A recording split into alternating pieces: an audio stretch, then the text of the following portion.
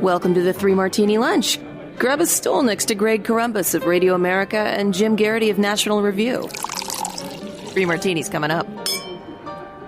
Another wild day in Washington. We've got good, bad, and crazy martinis for you today. Glad you're with us. Grab a stool, please. We're brought to you today by Stamps.com. Don't spend a minute of your holiday season at the post office this year. Sign up for Stamps.com instead. With our promo code 3Martini, you can get a special offer that includes a 4-week trial plus free postage and a digital scale. That's Stamps.com and then 3Martini at the top of the homepage. Get to more of that in just a moment. Jim, let's start with a good martini related to Joe Biden, and I kind of see this as a eye of the beholder martini. You certainly believe it's a good martini, and I certainly hope it's a good martini. But Joe Biden was asked again about court packing by Norah O'Donnell of 60 Minutes. Both candidates were interviewed by 60 Minutes. There's been a lot of attention, of course, to Trump walking out on his interview with Leslie Stahl. But Joe Biden was asked by Norah O'Donnell about court packing, and Joe Biden has yet again another answer on this question. Instead of saying it's none of our business or he'll tell you after the election, now he's got a special commission that he's planning to impanel if, in fact, he's elected. If elected, what I will do is I'll put together a national commission bipartisan commission of scholars, constitutional scholars, Democrats, Republicans, liberal, conservative, and I will ask them to, over 180 days, come back to me with recommendations as to how to reform the court system, because it's getting out of whack, the way in which it's being handled. And it's not about court packing. There's a number of other things that our constitutional scholars have debated, and I'd look to see what recommendations that commission might make. So you're telling us you're going to study this issue about whether to pack the court? No, whether there's a number of alternatives that go well beyond packing. This is a live ball. Oh, it is a live ball. No, it is a live ball. We're going to have to do that. And you're going to find there's a lot of conservative constitutional scholars who are saying it as well. The last thing we need to do is turn the Supreme Court into just a political football. Whoever has the most votes gets whatever they want. Presidents come and go. Supreme Court justices stay for generations. Jim, that political football works so well for Democrats for generations. It's only now, of course, that they might not have a working majority on the Supreme Court, that it's a huge, huge problem, and we must deal with it. So there's two ways of looking at this. Those who are skeptical of Biden on this say that he's just waiting to see what the results of the congressional elections would be, as well as his own, of course. And if he thinks he could pass something in the Senate, he might still pivot to that. And he might pack this commission with the Republicans of the ilk of, John Kasich, who wouldn't be a legal conservative, but people supposedly on the right who might rubber stamp it. On the other side, you've got folks like your colleague Ramesh Ponnuru saying, look, commissions are where crazy ideas go to die. He went out on this limb, realized from the polls and everything else that the public wanted nothing to do with this, regardless of what they think of what the Republicans are doing with the Amy Coney Barrett nomination and confirmation. And so this is his way of killing it without depressing his radical left followers. What do you think? Ramesh has weighed in, my colleague Michael Brennan Doherty has weighed in, and my other colleague Dan McLaughlin, who is a lawyer, has weighed in on this. You can say this is bad in the sense that Biden will not push this idea off the table. He's leaving the door open. If you think court packing is a bad idea, then the fact that Joe Biden is currently leading in this race could well be the next president. And the fact that he will not rule it out, that's bad. That having been said, if you've watched Washington long enough, you know that, one is that bipartisan commissions is where ideas go to die. Actually, there's two ways to look at this. One is that, this is what you do when you don't want to make this decision. And if the bipartisan commission looks at this and says, if you try to expand the size of the Supreme Court, there's just nowhere near the right level of consensus in this. And by the way, in a polling environment where almost everything is coming up roses for Democrats, other than, say, Amy Coney Barrett's approval, there is not support for court packing. Expanding the size of the Supreme Court is only supported by roughly a third of the electorate, and this is the third of the electorate that would probably support any idea put forth by the Democrats. Somebody else, by the way, also made a point of thinking about ideas that had excited the Twitter left. Greg, remember abolishing ICE? Yes. Remember that? That was like the big crusade, and nobody's talked about that in any seriousness for the better part of a year. Ban the police, abolish the police. This summer there was a very big idea. Now a great deal of the steam has faded from that idea. It doesn't mean Democrats don't want to do it anymore. But, Joe Biden takes office, he's going to have a limited amount of political capital, and expanding the size of the Supreme Court would use up probably every last iota of that political capital. So I think Ramesh has it right that actually this makes it more likely because, one, the bipartisan commission can look at this and say, yeah, this probably isn't going to do, and they can. And also, Biden talks about it. He wants other ideas on the table. He wants term limits for the Supreme Court. Almost all of the ideas that they're proposing, by the way, would probably require a constitutional amendment.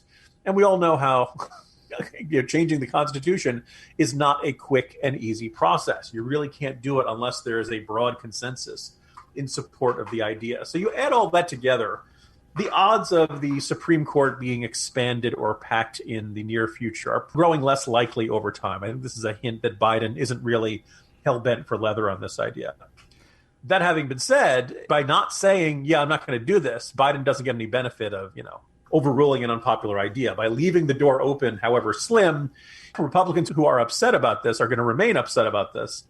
But already you've had liberal judicial groups come out and say, this is punting, this is a surrender, this is giving up before the fight even begins.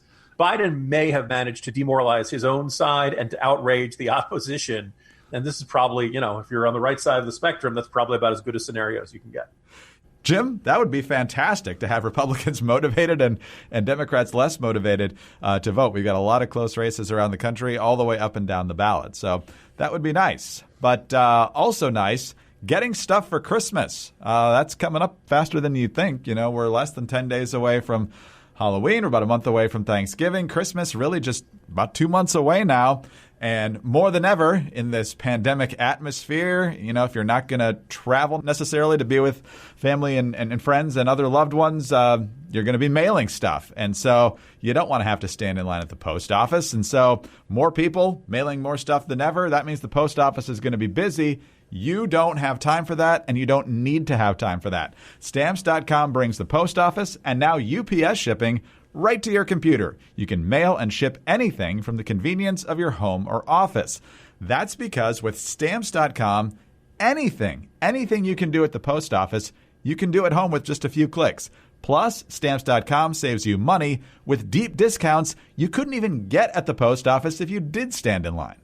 Stamps.com brings the services of the U.S. Postal Service and UPS right to your computer. Stamps.com is a must-have for any business. Whether you're a small office that's sending out invoices or an online seller who's fulfilling orders during this record-setting holiday season, or even a giant warehouse sending thousands of packages a day, Stamps.com can handle it all with ease. You simply use your computer to print official U.S. postage 24/7 for any letter, any package, any class of mail, anywhere you want to send. Once your mail is ready, you just schedule a pickup or drop it off. It's that simple. With Stamps.com, you get 5 cents off of every first-class stamp and up to 40% off priority mail, as well as up to 62% off UPS shipping rates. Not to mention, it's a fraction of the cost of those expensive postage meters. Stamps.com is a no-brainer, saving you time and money. It's no wonder that more than 900,000 small businesses already use Stamps.com. And with savings like Jim just mentioned, it's obvious that you want to go with Stamps.com. And even if you're not a business, last year we sent out quite a few Christmas cards. The most expensive thing by far, postage. Saving money just on the stamps is definitely a good reason to go with Stamps.com. So don't spend a minute of your holiday season at the post office this year. You don't need to. Sign up for Stamps.com instead. There's literally no risk. With our promo code 3Martini, you can get a special offer that includes a 4-week trial, plus free postage and a digital scale without any long-term commitments or contracts. Just go to Stamps.com, click on the microphone at the top of the homepage, and type in 3Martini. 2 words, adds 1, no space. 3Martini in the box by the microphone. Stamps.com, then enter 3Martini. Stamps.com. Never go to the post office again. All right, Jim, the story that's been percolating for days now on the right and the media is trying to ignore is the story of Hunter Biden and the emails on his laptop. We'll get to that in the Crazy Martini in much more detail. But one of the people behind the contents of this laptop coming to light, Rudy Giuliani, the former mayor of New York City, of course, presidential candidate in his own right in 2008, and for the past couple of years here has been a pretty high-profile legal advisor to President Trump. But Giuliani is also the subject of controversy, especially on Wednesday, from his appearance in a new Sacha Baron Cohen movie, the Borat movie, that I believe is coming out tomorrow. According to stills that were released yesterday, it appeared that Giuliani was lying on his back on a bed with his hand down his trousers, and a young blonde girl that apparently was posing as a conservative news reporter at her back to the camera.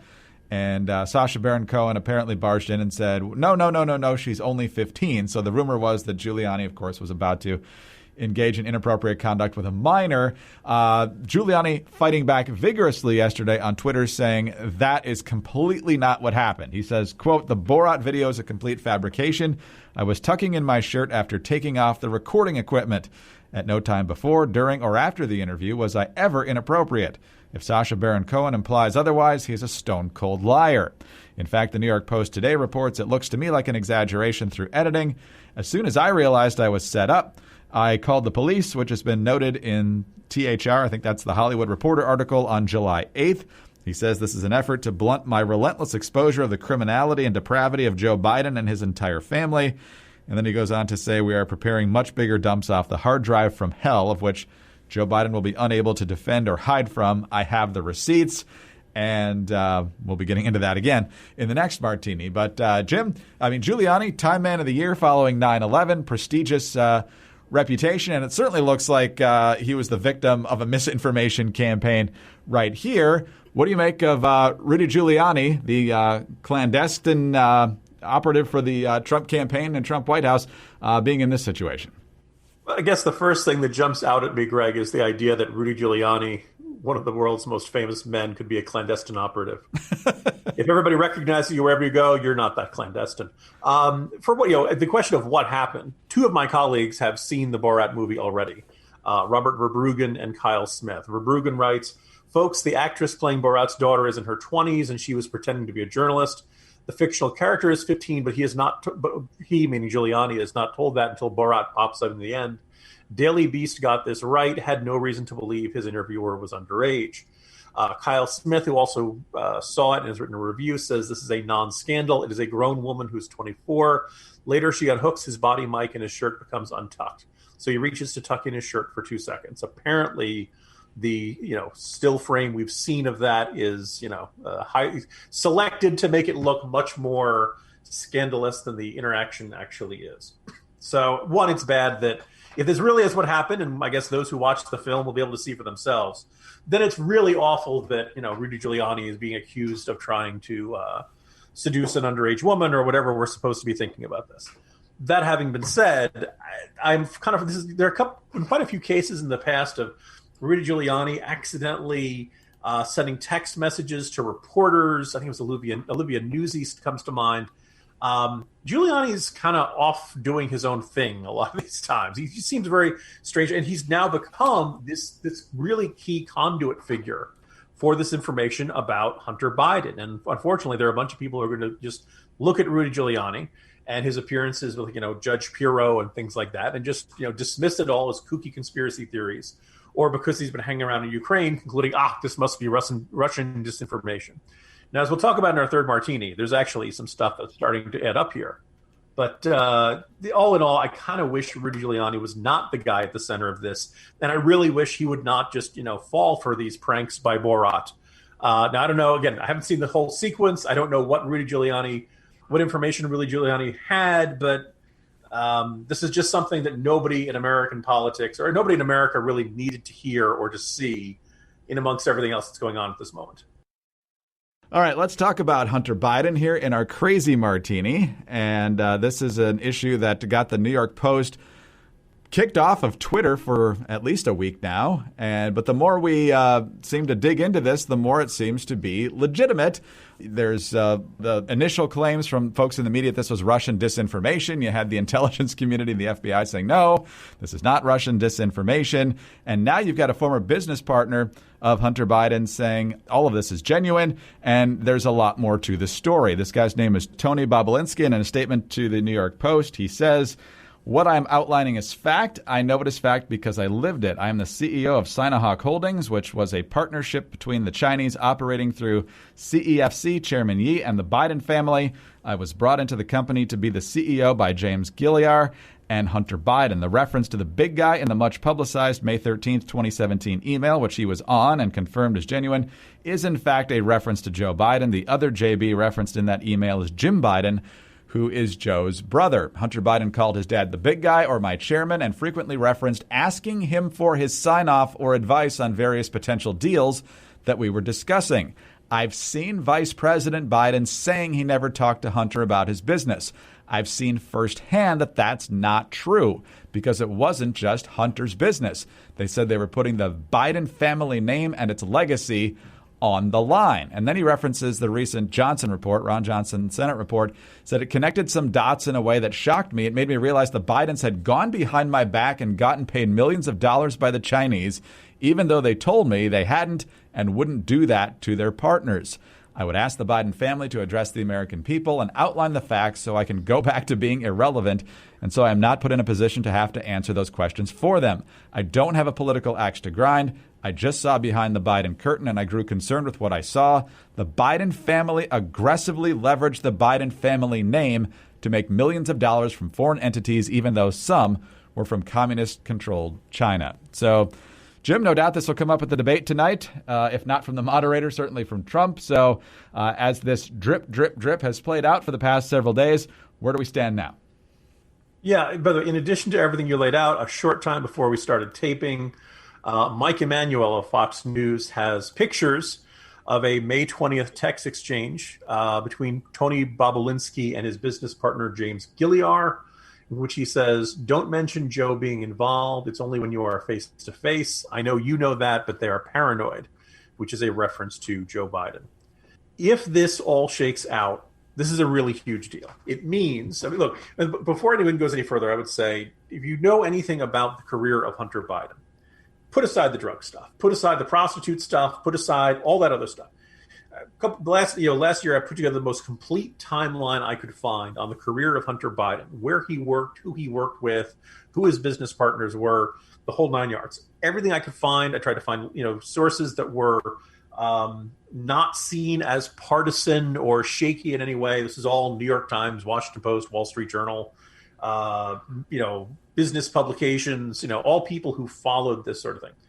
Hunter Biden's almost his entire career has been built on being Joe Biden's son. Maybe he is a bright guy, as the former vice president insists, but a lot of opportunities in lobbying, in business, and in things related to politics and investment.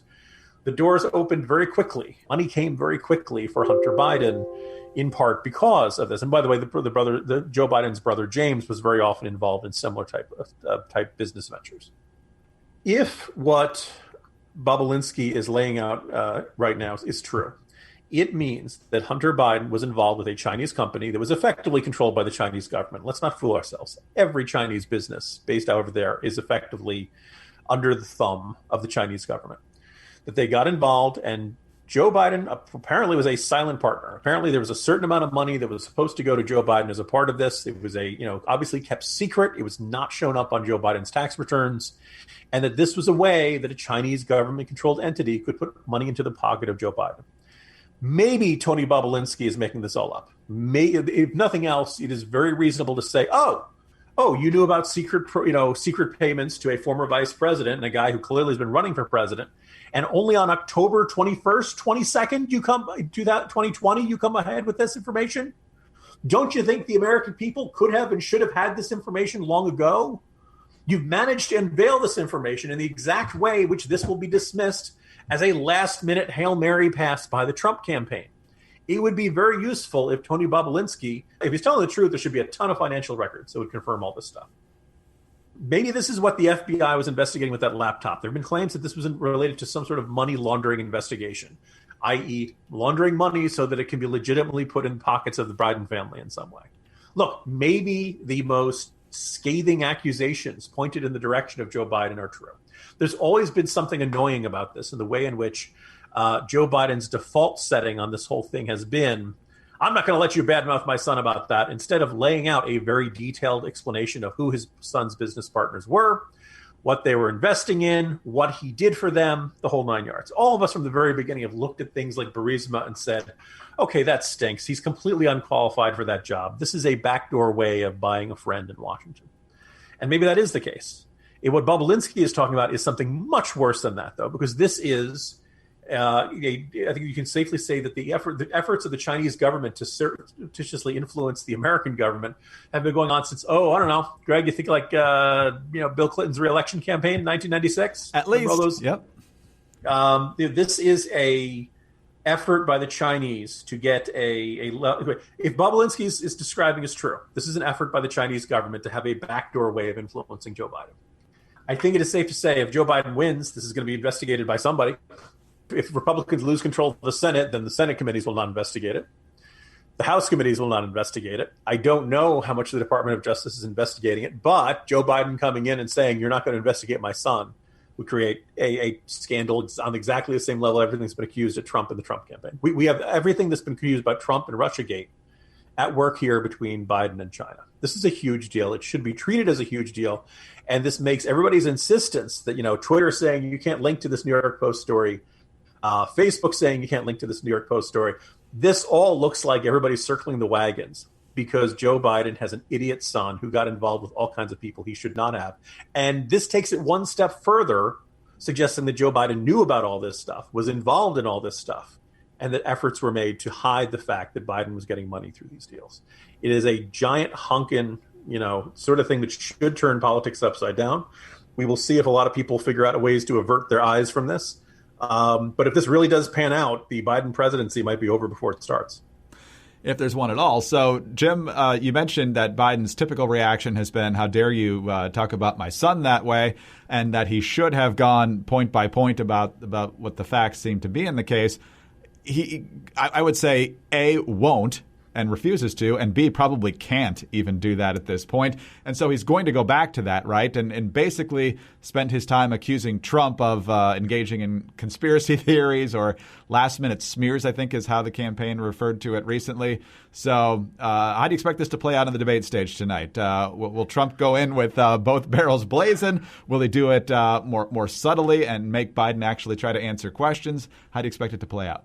My fear is that we will get another night of two old men shouting at each other. This is not what this issue requires. I would like, ideally, in a perfect world, we would have the reporters for Fox News. But it's not, by the way, it's not Sean Hannity. We're talking about John Roberts. We're talking about Mike Emanuel. We're talking about, respected journalists who are not going along with every crazy rumor that they see on the internet.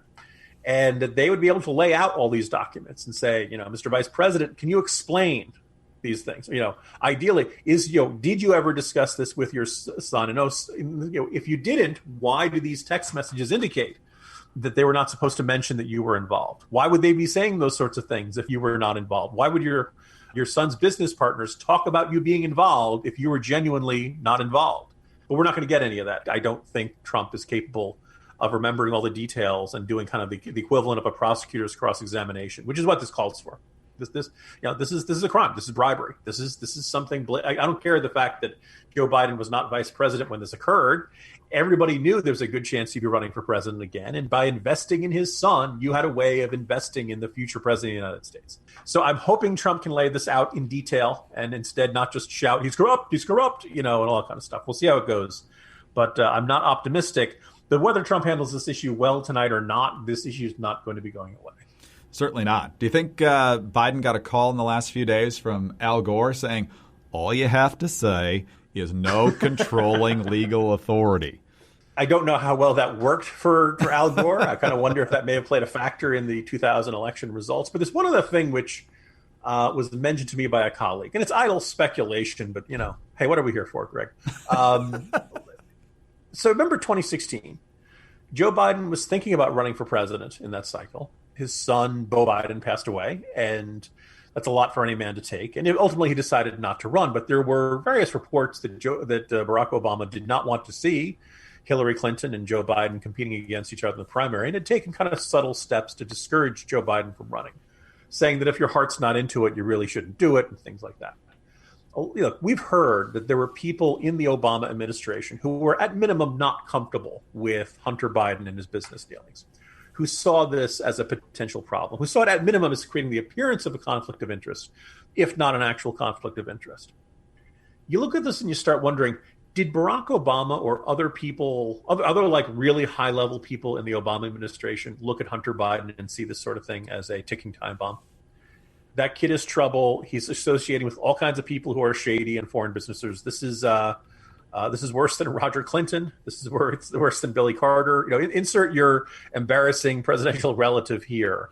Can't help but wonder if maybe some people around, and clearly, some Obama folks jumped on board the Joe Biden bandwagon, but a whole bunch did not. And I can't help but wonder if maybe some of them had some inkling that this was a bomb that was waiting to go off in the background of Joe Biden and are just surprised it didn't explode until this point.